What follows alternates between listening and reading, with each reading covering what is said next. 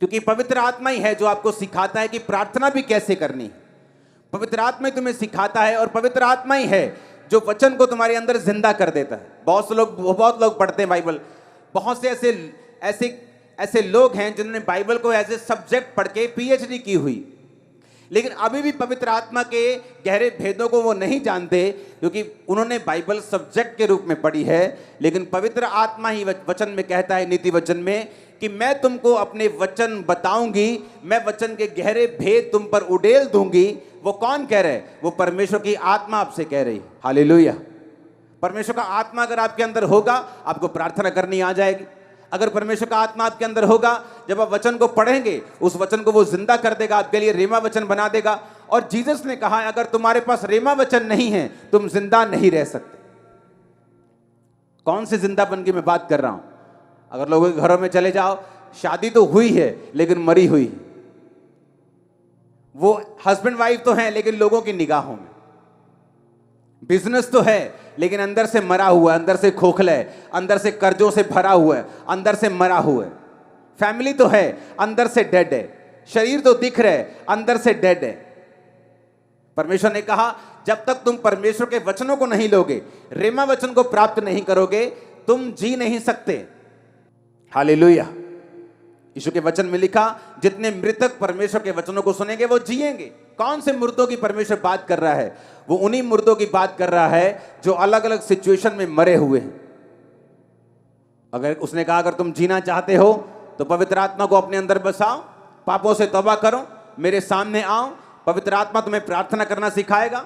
पवित्र आत्मा उन शब्दों को, वचन को, लोगोस को, जो लिखा हुआ वचन है, तुम्हारी जिंदगी में जीवित कर देगा। आप घर में आए और आपको बहुत भूख लगी हो और दाल पड़ी हो घर में, जितनी मर्जी भूख लगी हो, आप कच्ची दाल नहीं खा सकते।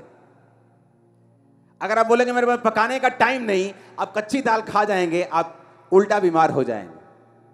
उसी तरह से वचन है लिखा हुआ, वो आपको मिलता है, उसको पकाना आपने है। पकाने के लिए आपको तरीका चाहिए, पकाने के लिए आपको मेहनत चाहिए, पकाने के लिए आपको थोड़ा पेशेंस चाहिए, थोड़ा सा इंतजार चाहिए, थोड़ी सी टेक्निक चाहिए। और उसी तरह से पवित्र आत्मा आपकी लाइफ में करता है।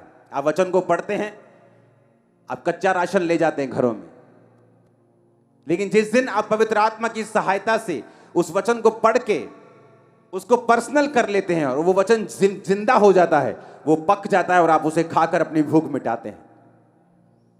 कितने मेरी बातों को समझ रहे हैं?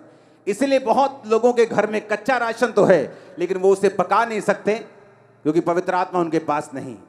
इसलिए परमेश्वर होने के बावजूद भी, बाइबल उनके घरों में होने के बावजूद भी वो भूखे हैं। क्रिश्चियन होने के बावजूद वो भूखे हैं और प्यासे हैं और मरे हुए हैं, क्योंकि कच्चे राशन से आप अपने पेट को नहीं भर सकते। आप जितना भी कोशिश कर लें, आप उसे नहीं खा सकते। आपको उसे पकाना ही पड़ेगा अगर आपको भूख मिटानी है तो। हालेलुया। उसी तरह से पवित्र आत्मा जब आप प्रार्थना में बैठते हैं, वो प्रेयर करना सिखाता है। बाइबल कहती है वो आहें मारकर ऐसी प्रार्थनाएं करता है जो वर्णन से बाहर हैं। और बाइबल कहती है वो उस वचन को जिंदा करता है जो वचन आप पढ़ते हैं, क्योंकि परमेश्वर ने कहा इंसान अकेली रोटी से जिंदा नहीं रहेगा। इसीलिए जब आप परमेश्वर के उस भवन को देखते हैं, मूसा के उस तंबू को देखते हैं, तो आप उसके अंदर रोटियों को पड़ा हुआ भी देखते हैं। पवित्र आत्मा के सामने वो रोटियां पड़ी हैं, मेज के ऊपर रोटियां पड़ी हैं। रोटी का मतलब परमेश्वर ने कहा मेरे रोज की रोटी मुझे रोज दे। किस रोटी की वो बात कर रहा है? वो उस रोटी की बात नहीं कर रहा है जो आप समझ रहे हैं। अगर उसने आपको पैदा किया है तो ये रोटी, पानी, कपड़ा, परमेश्वर ने कहा ये ऐसी तुम्हारे पास आ जाएगा, जस्ट मेरे धर्म और राज्य की खोज करो।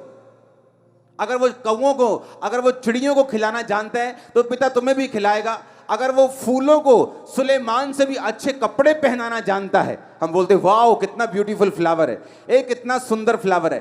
परमेश्वर ने कहा अगर वो फूलों को ऐसे कपड़े पहनाता है जो कल सूख जाएंगे, सुलेमान भी ऐसे कपड़े नहीं पहन सकता था, तो वो तुम्हें क्यों करना पहनाएगा?